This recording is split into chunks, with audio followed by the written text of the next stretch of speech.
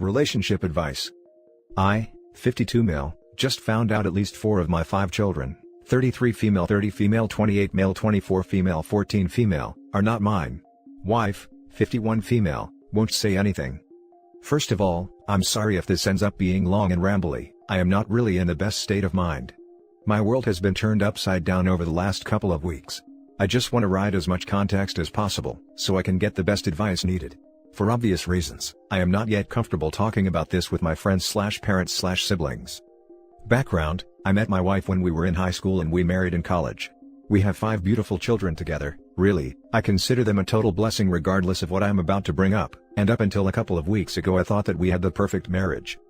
We were typical high school sweethearts. We go out together, we never fight. I feel like I've done everything a loving husband should do. I am saying this not to make myself out as the perfect husband. For example, my work has always meant I work long hours and maybe haven't always been there when she needed me, but I want to stress that I've never felt our marriage was in any trouble. And never in a million years would I ever have suspected my wife of being disloyal. She's always done everything she could to support me and take care of our children. Now, my eldest daughter recently had an ancestry test done, and the results of the ancestry test strongly suggested I was not her father. She confided this to me privately, showing me the results, and I could tell she was visibly upset by this. Of course, the first thing I did was reassure her that no matter what, she's my daughter and I'll always love her unconditionally. But secondly, the two of us decided to get an official paternity test, since the ancestry tests are not completely reliable. It comes back and I am indeed not her biological father. This news really broke me. I'm ashamed to say, I broke down in tears in front of my daughter. The combination of finding out about my wife's infidelity, and how upset I was making my daughter by how I was reacting. I really wish I had kept it in for her sake, but I didn't. Following this, I asked my other children, except my youngest, to come and see me. I wanted to know the extent of my wife's infidelity. If it was a one-off, I could maybe work past it, especially given how long ago it would be.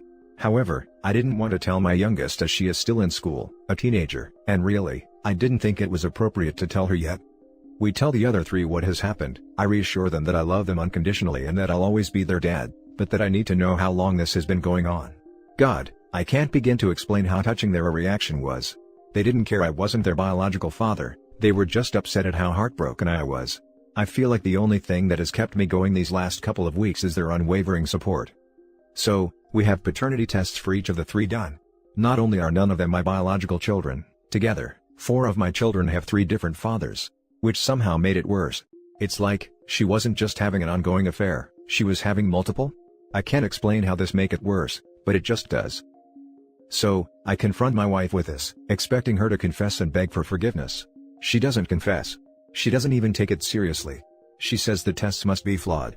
All 4? How the hell am I supposed to take that seriously? I keep bringing it up and she keeps brushing it off, getting progressively more annoyed at me. When I bring it up, she will try and guilt trip me. We've been together since high school, do you seriously not trust me? Etc. But how am I supposed to trust her in the face of such overwhelming evidence? Now that I have rambled and explained what has happened, I guess let me ask a few direct questions for advice. 1. How can I reassure my children this doesn't change anything between us? I feel like the way I have reacted, total breakdowns, has made them second guess this, despite however many times I reassure them. 2. How do I handle my youngest daughter? I feel like our marriage is beyond saving, and I will need to tell my daughter something. I don't want her to know the truth until she's older, but I also don't want my wife flying and making me out to be the villain. 3. Is there any way at all, you think I could or should save my marriage? I've been with my wife my entire life, it's almost impossible to see a life without her. I know that the answer should be a clear-cut leave her, but we have 5 kids together. If there's anything that can be done to save our marriage, I want to consider it seriously. Let's read some comments first before we read the updates. I wouldn't worry about trying to save the marriage. If she's still lying to you, in the face of overwhelming evidence, then there's nothing left to save. Talk to a lawyer about how to start the divorce process, and follow their advice to the letter. Sit your youngest down and have an age-appropriate conversation with her. Tell her that you and her mother will be getting a divorce, that it turns out that the other kids aren't your biological kids, that you still love them and are still their father, but you won't be able to stay married to their mother. That she can have a DNA test done as well if she wants.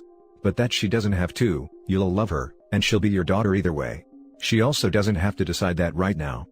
Then take it one step at a time. Sort out the logistics of leaving, find yourself a new place and get yourself set up. From there, I'd start looking at ways to maintain your relationship with all of your children. With the youngest, make sure to get as much custody as you can, even full custody if that's possible. For all of the children, try to come up with some traditions that everyone could enjoy. Maybe they all come over for dinner at your house once a month. Maybe there's a standing invitation for any of them to come over for Sunday lunch. Maybe you get together every so often and try something new together, pottery/kayaking/rock climbing, etc. Whatever will work with everyone's schedules. Make sure you keep in touch with each of them individually as well. Ask about how their lives are going. Offer to help them with projects they're doing, especially around the home. Be good to them and to yourself. And never badmouth their mother. I don't think you would, from what you've written, but try to never to set them up in opposition to her. Or that they can't see her/treat her well if they want you to like them. You'll be co-parenting with your soon-to-be ex for the next several years, so make sure that's as easy as possible for everyone concerned. And make sure you get your youngest child to a counselor/therapist. This will be devastating for her. Hi, I'm really sorry to hear this. What a brutal and cold way to find something like that out. And for her to lie continuously? Is unbelievable. It's deplorable. I wanted to try to answer your questions. 1. It sounds like you handled this like a champ and spoke to your kids before and after, about how much this didn't affect your relationship or love. Just keep that up. They will need you. You will need them. 2. Your youngest will have questions, and it's up to you when she's ready to hear the truth. This one sucks, but you seem like an amazing dad, and if your wife decides to lie, you may have to take her crap for a while for your child's sake. Your other kids may defend you. The truth may come out. 3. It would be a no for me unless she immediately confesses entirely, and takes responsibility and apologizes.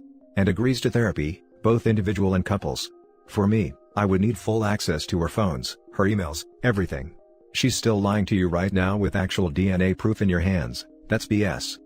Anything else, just ask. I would leave.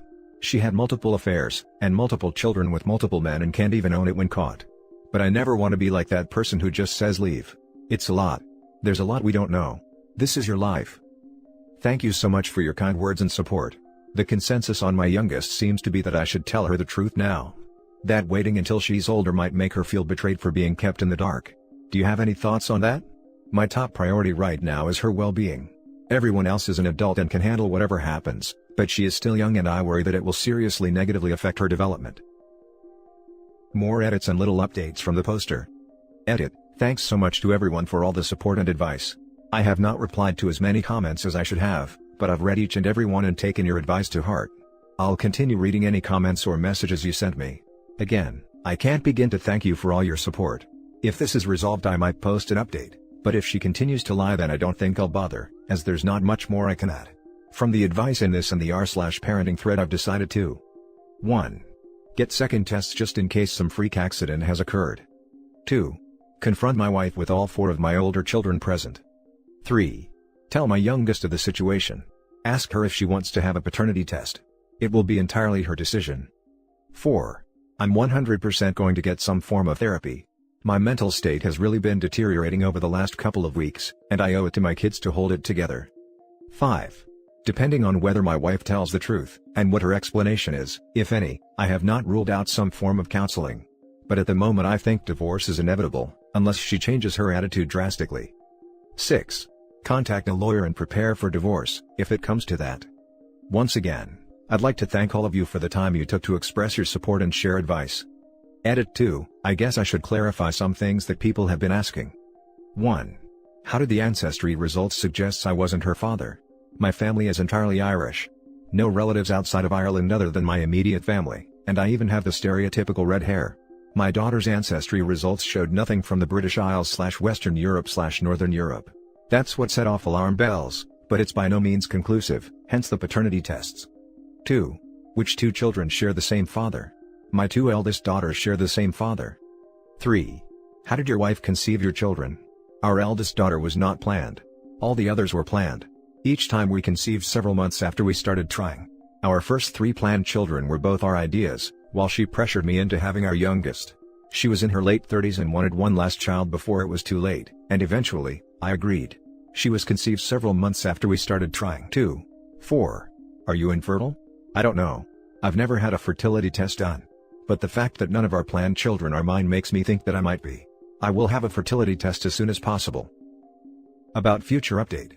I have received a lot of messages/comments asking about an update, and countless remind me comments. I am unsure how they work, but I assume they are also after an update. I will post an update, but it will not be anytime soon. This entire mess will take a long time to, well, make any sense out of. I don't know when I will post an update, but it will be weeks from now at a minimum, if not months. But I promise it will come eventually. Once again, thanks for the tremendous support everyone has shown me. Final update. I have been debating whether or not to post an update, because nothing was ever resolved. I decided I would post it here in case anyone is still waiting for one. I apologize for not updating early when I promised I would. My kids and I confronted their mother shortly after making that post. It really didn't go well.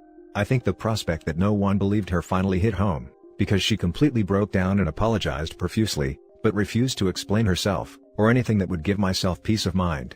For the next few weeks, we barely said a word to each other. I was hoping she was thinking it over, and I expected her to eventually sit me down and explain herself.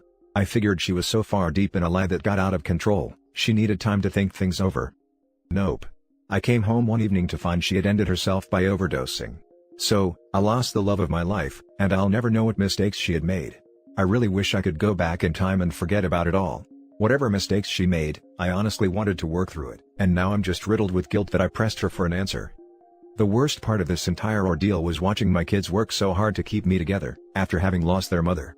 Anyway, please tell your family you love them while you have the chance. Now for the comments. There is guilt that is earned, and guilt that is unearned. Your guilt over her death is unearned. You did nothing wrong by asking her, you did nothing wrong by trying to get answers so you both could move forward, which is what you are doing, asking so could figure out how to move forward, whether that be together or not. You did not put those pills in her hand. You did not tell her this was her only option. You did not make her decisions for herself. She did. She made the decisions to cheat, she made the decision to lie and continue to lie, she made the decision not to fight for her marriage when her bad choices came to light, to not fight for her children, her life. She made all those decisions, on her own, without you. That is on her, not you. Her guilt for those decisions was earned. You have no reason to carry her burden, you have not earned that guilt. I know that is way easier said than done, so I hope you are in therapy to help with the grieving process, which is always complicated, but particularly so in this case.